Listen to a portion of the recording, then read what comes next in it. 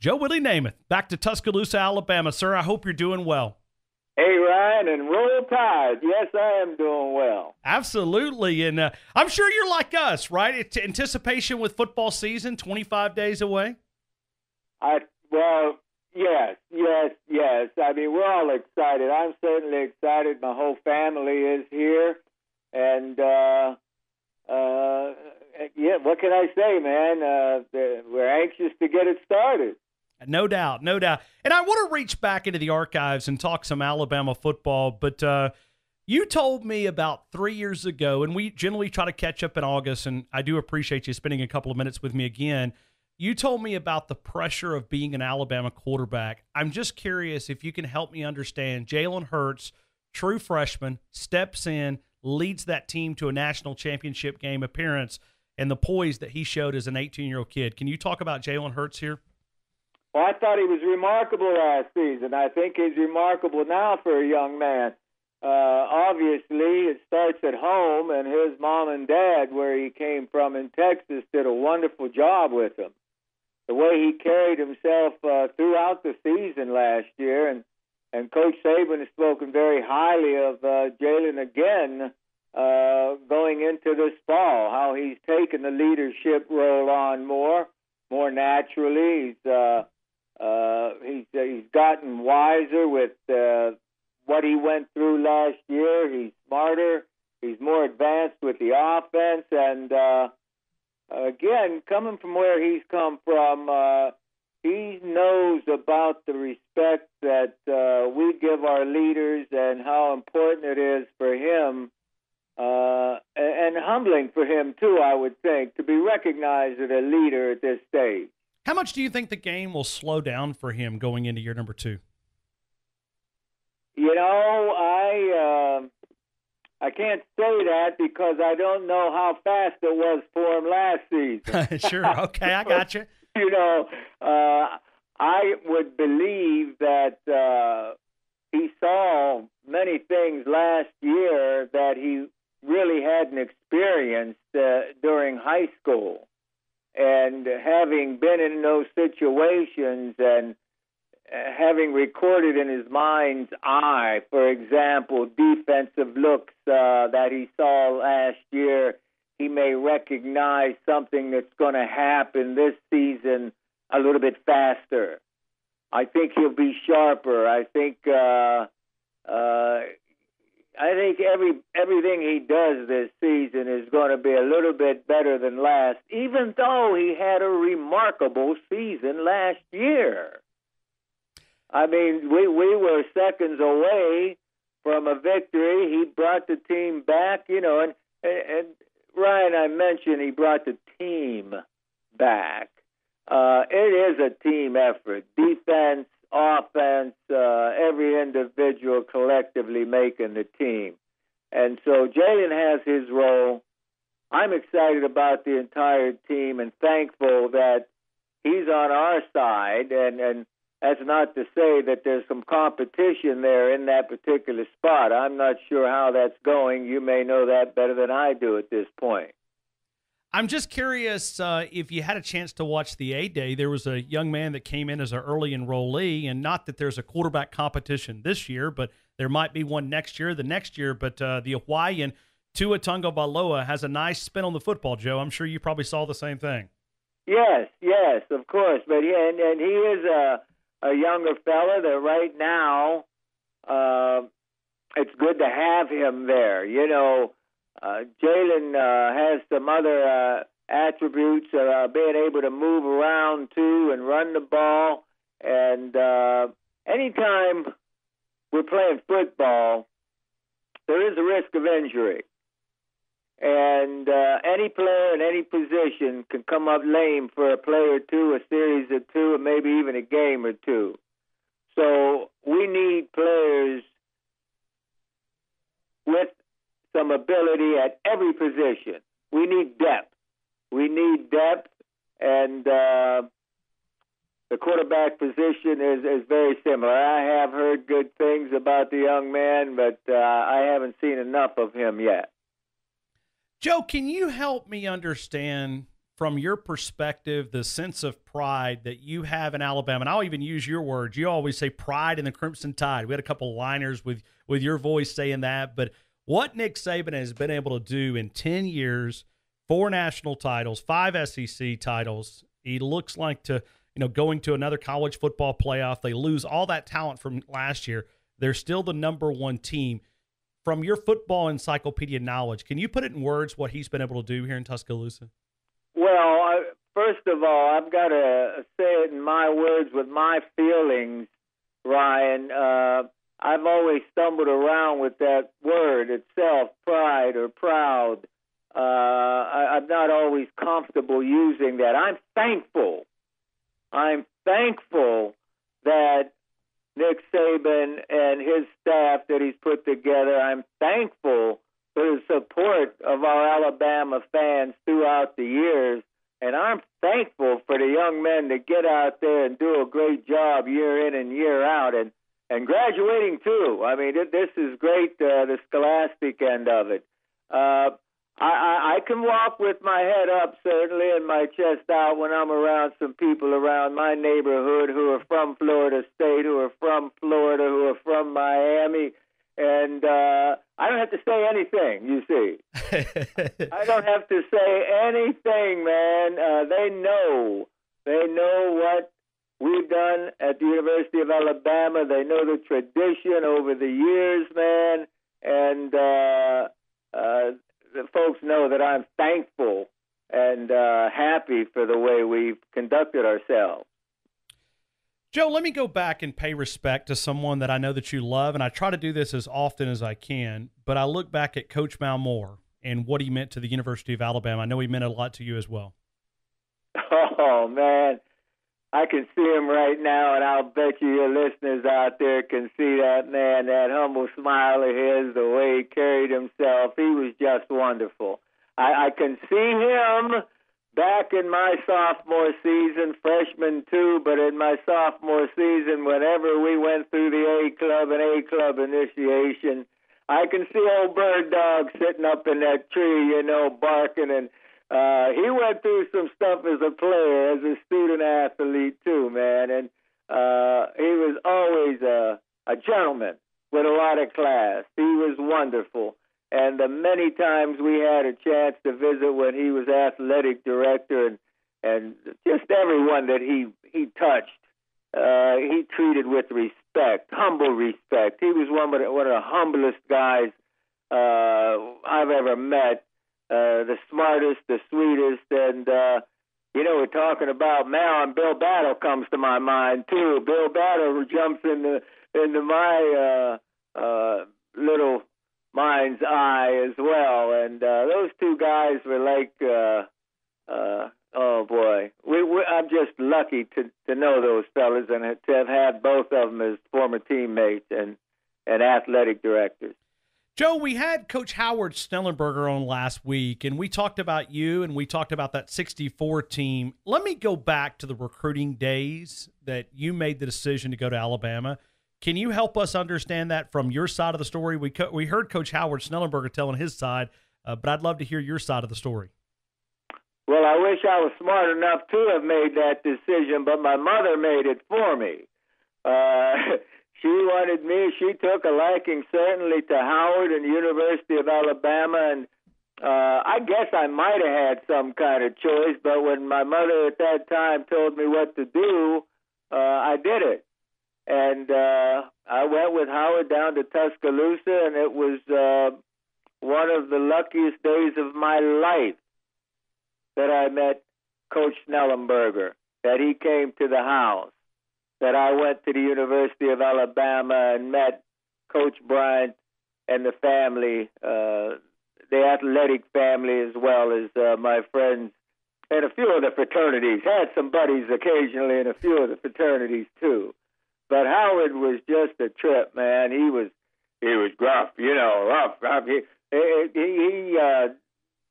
He growled as much as he talked, and Howard became a great coach, as you well know, Ryan. And heck, I went up to Louisville with Howard when he started that program at the University of Louisville. He asked me to come up and visit with them, and I was thrilled to do that. And Howard started a program down here at Florida Atlantic, won a national championship at Miami. I was on the field that night with Howard and his team, and he's a dear friend, but I still have, first of all, not only our friendship, but respect him as a leader to me. And I'm thankful that he came into my life. Yeah, I love just to be able to talk with him and just to pick his brain. I mean, he's so sharp, and he tells so many great stories. And I don't know if you look at the history of quarterbacks yourself, the quarterbacks that he had at Miami in the pros. I mean, he is a quarterback expert when you talk about coach and the quarterback that he's had to groom under his advice. You know, before he did become a head coach in college, he played for the great Blanton Collier, who coached him at Kentucky, and then Coach Snellenberger coached under Coach Bryant, under Don Shula, and became a head coach himself because, man, he learned a whole lot under those guys. He won the championship. You know, he was a head coach at the Baltimore Colts. And he won the national championship with Alabama, of course, and at Miami. Well, football is his life. That was his passion. Joe, when I say 1964 team, what sticks out to you about that team? Well, you know, Coach Bryant told us when we were freshmen in '61, we'd probably remember the tough times, the down times more readily than we remember the good times. We had a lot of good times. We did win the national championship that year when it was voted on before the bowl games. We ended up losing to a Texas team in Darrell Royal in the Orange Bowl, and that's one that I wish we could do over and over and over and over again. I can't tell you, Ryan, how many times I've thought about that game, those plays in that Orange Bowl. But in a sense, I was lucky to meet those guys too afterwards. When we went into pro ball, we had about 4 or 5 of those same Texans on that New York Jet team that won the Super Bowl. So kind of blessed to do that. That 64 team, first thing is we won the championship. Second thing is we lost the Orange Bowl, and I probably thought more about that loss in the Orange Bowl. Maybe it's crossed my mind more times because once you've done something good, you know, you think about it, but you don't always, it doesn't jump on your mind like something you wish you had another chance to get after. How was the art of persuasion with Coach Jim Goosetree and to persuade him, and how he helped you to get on the football field? Because my understanding, it was his word. If he said you're not playing, Coach Bryant respected that. What was the art of persuasion from Joe Namath like to Coach Jim Goosetree? Well, you trusted Coach Goosetree. We athletes, we didn't know what the extent of an injury was, only that it hurt. And, you know, we trusted Coach Goosetree. We trusted our doctors. You know, when something gives out, when you have torn ligaments, whether it be a knee, an ankle, an elbow, different places, sometimes the joint doesn't hold up and you just fall down, and it's painful. But sometimes you just can't perform with some torn ligaments in your legs because you have to make cuts. You have to stop and start, and you have to make a cut. And it's a tough thing. One of the greatest running backs I ever saw in my life was a guy out of Tennessee that played for the Crimson Tide. His name was Mike Frocky. And Frocky played both ways. In 1961, when Alabama won the national championship and beat Arkansas in the Sugar Bowl, Mike Frocky carried that football about 35 to 40 times from the backfield running it. And then when we were on defense, Mike Frocky played cornerback and covered a dude named Lance Allworth. He is was in the Pro Football. Lance Hall was in the Pro Football Hall of Fame, College Football Hall of Fame. He was one of the greatest. Well, Mike Frocky was such a great athlete, just wonderful.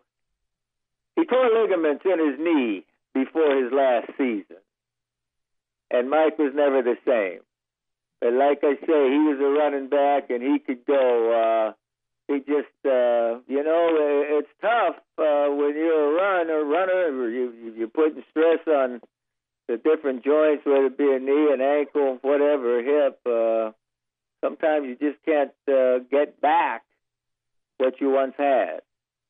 Let me take you back to the Georgia Tech game. That's the famous game where Coach Bryant had to put a helmet on there in their stadium to protect the flying bottles. What was it about that game that you remember?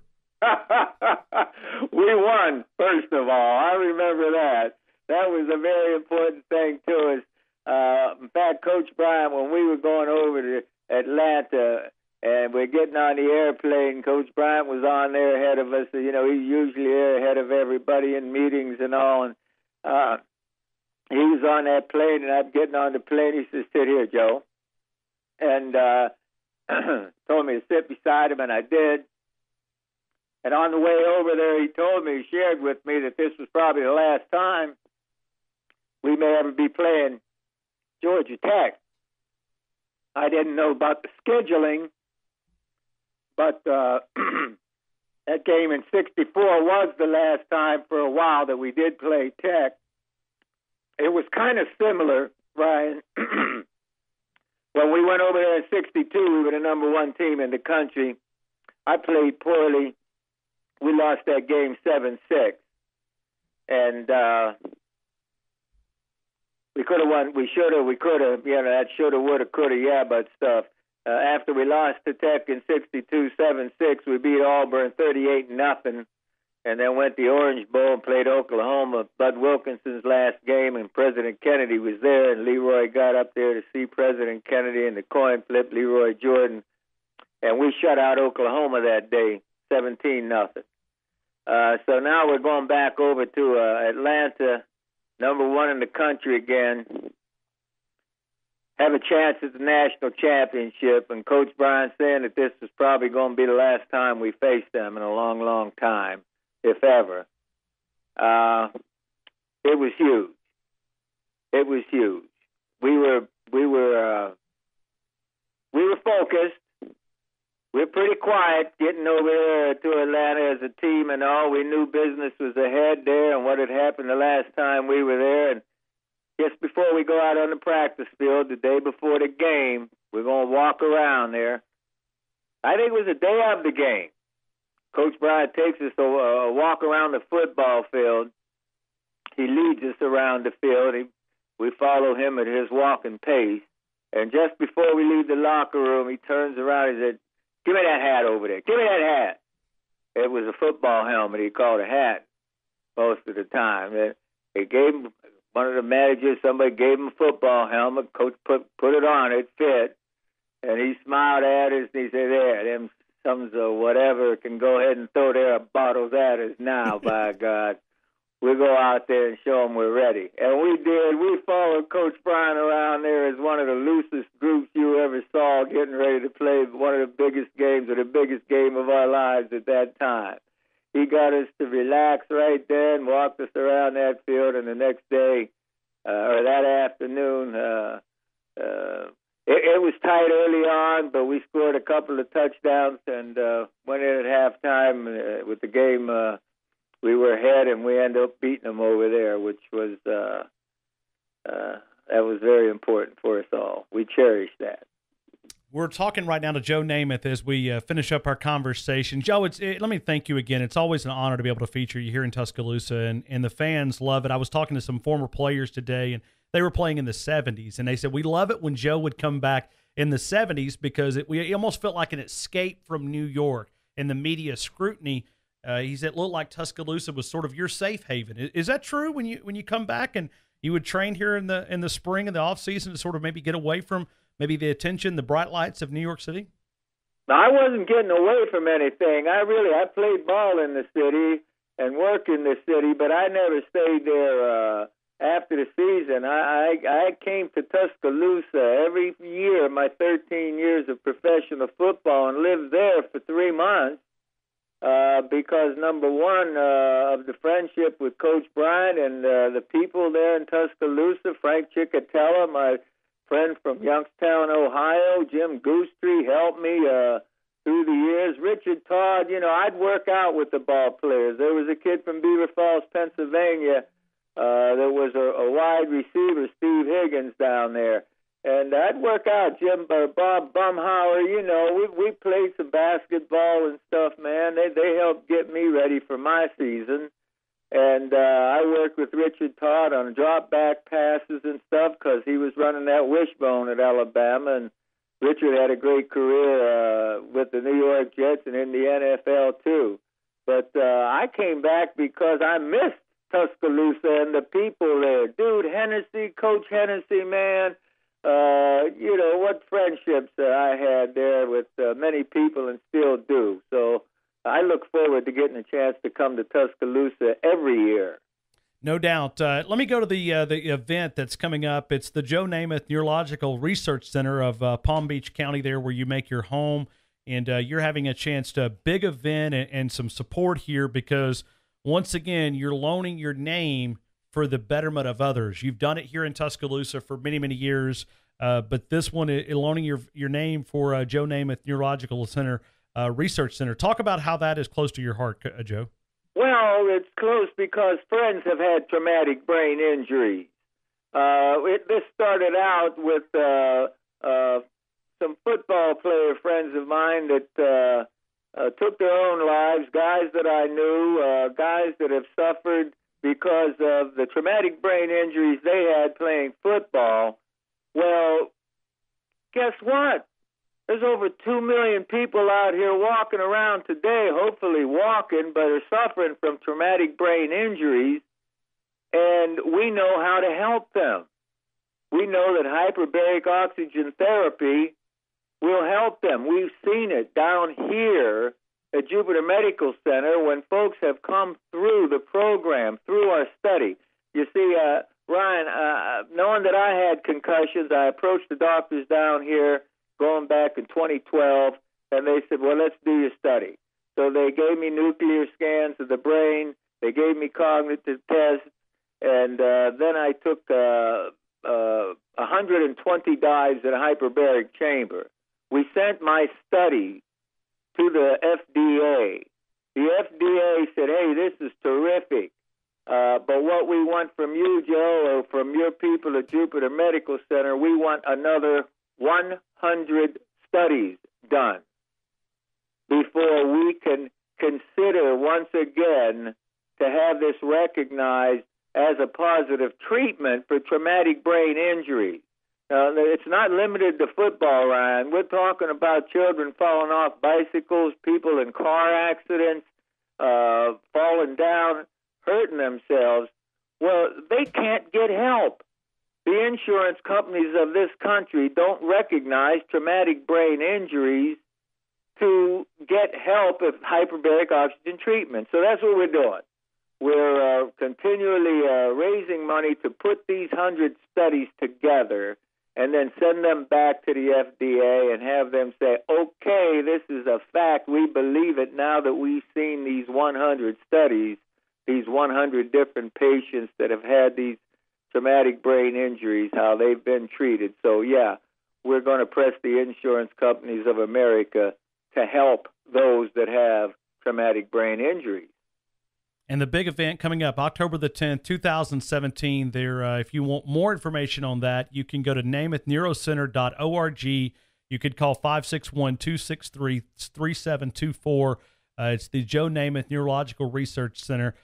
Joe, it's always an honor to be able to talk to you. The time seems to fly when we're talking Alabama football, and my producer's yelling at me like a wide receiver saying, I got to go to break. But I always appreciate you for being an ambassador of the University of Alabama. I'll never forget your first annual golf tournament back when Alabama wasn't really playing that well. We were some dark days. You know, we didn't play like we're playing now. And you believed in what Coach Malmore was doing. He said he'd raise $100 million. You helped him with that. He raised $240 million, and he put these facilities to give Nick Saban the resources to go out and recruit. And we're prime ready for another run in 2017, we hope. You bet. That's the name. That's what we do. We take them one at a time, man, every day at practice. I know Coach Saban has those guys focused in the right direction. So I look forward to seeing you, Ryan, in Tuscaloosa, and your producer, Marquis. I'm sorry I get long-winded whenever I get No. Listen, he told me, he just whispered in my ear then, said take 2 more minutes. So he's good. But Joe, I thank you again for being a part of our show and believing in Alabama and getting us back to the top and being a part of that. We greatly appreciate you, sir, for what you mean to the University of Alabama. We do a 4-hour Alabama football show every day here, and your name comes up as often as any other player out there just for being that ambassador of the University of Alabama. We greatly appreciate it, sir. Well, thank you. Roll Tide, and I'll see you sometime during the season, Ryan.